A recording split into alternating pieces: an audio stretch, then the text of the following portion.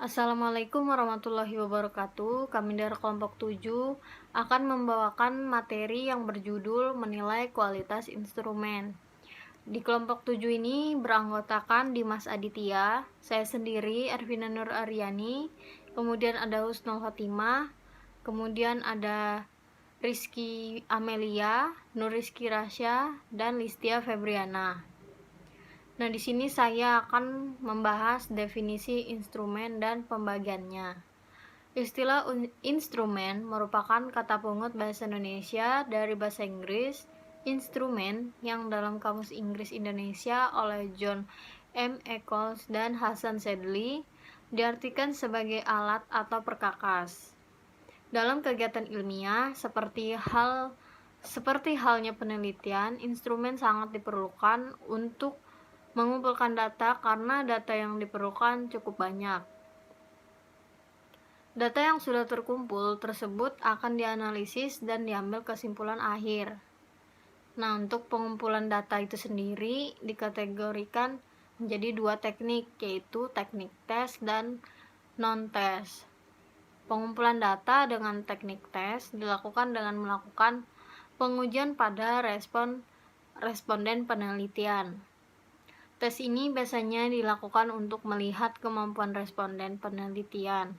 Sebagai contoh, kemampuan kognitif menggunakan berbagai tes seperti tes kemampuan bahasa Inggris, tes kemampuan matematika, tes kemampuan membaca, tes bakat akademis, dan lain-lain.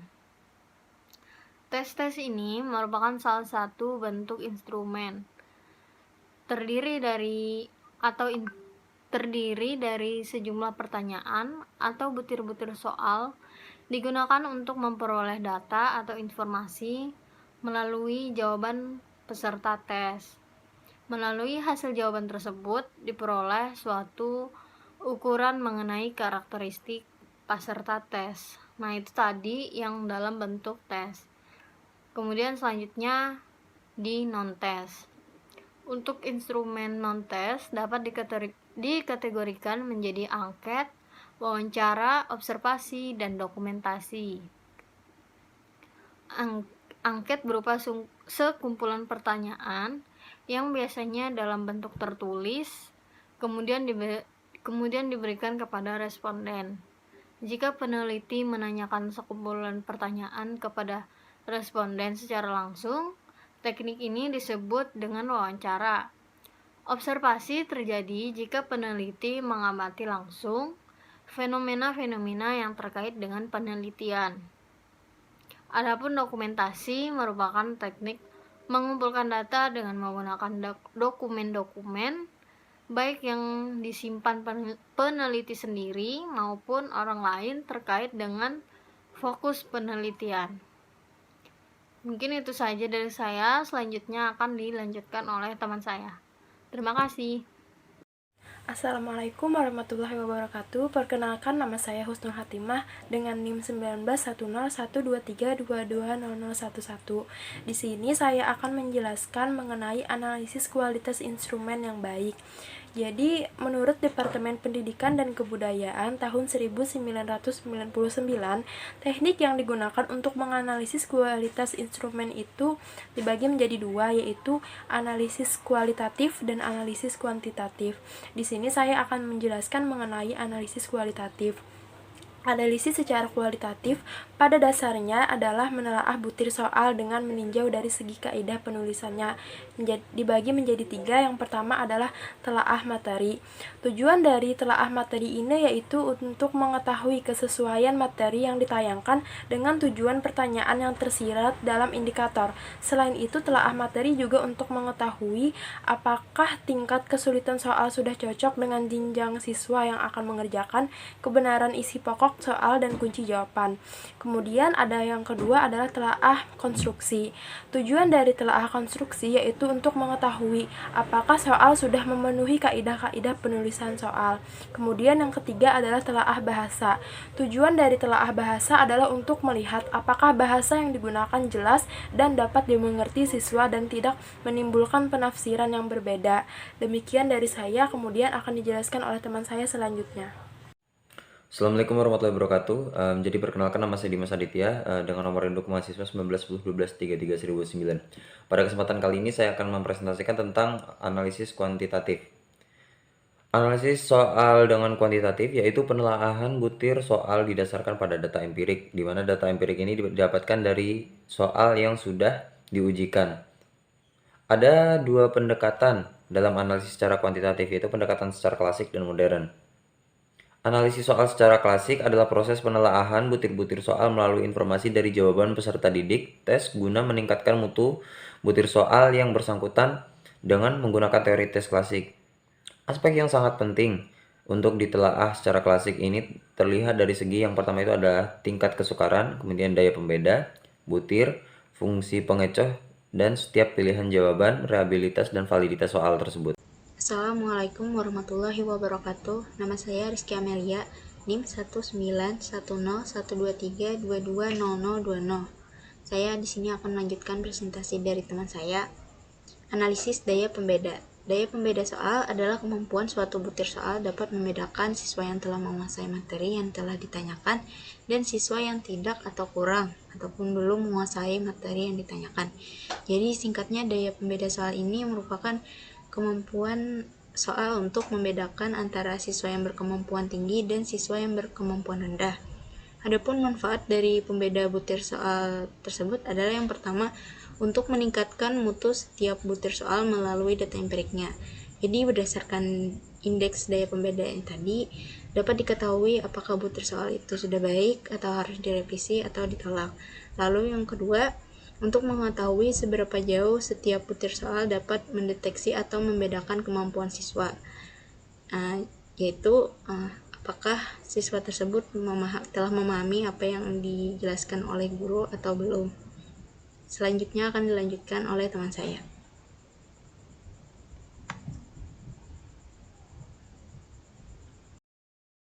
Assalamualaikum warahmatullahi wabarakatuh. Sebelumnya perkenalkan, nama saya Nuriski Rasya dengan NIM 190123320013. Di sini saya akan melanjutkan presentasi dari teman saya sebelumnya. Ini saya akan menjelaskan reliabilitas. Reliabilitas di sini mengarah kepada keakuratan dan ketepatan dari suatu alat ukur dalam suatu prosedur pengukuran. Adapun menurut Anastasi 2006, memandang reliabilitas merujuk pada kesempatan konsistensi skor yang dicapai oleh orang yang sama ketika mereka diuji ulang dengan tes yang sama pada kesempatan yang berbeda, atau dengan seperangkat butir-butir ekuivalen yang berbeda, atau juga dalam kondisi pengujian yang berbeda. Adapun di sini menurut Friedman 2008, memandang reliabilitas merujuk pada konsistensi nilai yang diharapkan tetap sama. Nah, di sini ada beberapa macam cara yang lazim digunakan untuk menghitung reliabilitas instrumen, yaitu yang pertama ada teknik belah dua atau split half. Misal seseorang menyusun sejumlah tes yang dimaksudkan untuk mengukur hasil belajar siswa, maka guru itu dapat membelah dua tes tersebut secara acak, misal nomor genap ganjil, kemudian menghitung reliabilitas belah dua atau split half reliability dengan mencari korelasi antara kedua bagian tersebut ketika tes tersebut diberikan kepada sejumlah orang yang sama. Di sini yang kedua ada teknik ulang tes atau tes retest. Teknik ini dilakukan dengan cara melakukan pengukuran dengan instrumen yang sama terhadap subjek yang sama, tetapi dalam waktu yang berbeda-beda dalam rentang waktu 2 bulan. Yang ketiga ada reliabilitas bentuk alternatif. Sama halnya dengan reliabilitas retest, pada reliabilitas bentuk alternatif ini seharusnya juga disertai dengan pernyataan-pernyataan tentang panjang interval antara penyelenggaraan tes dan deskripsi pengalaman-pengalaman relevan yang mempengaruhi. Jika kedua bentuk itu diselenggarakan secara langsung berturut-turut, Korelasi yang dihasilkan menunjukkan reliabilitas antara bentuk-bentuk saja, bukan antara peristiwa-peristiwa varian kesalahan.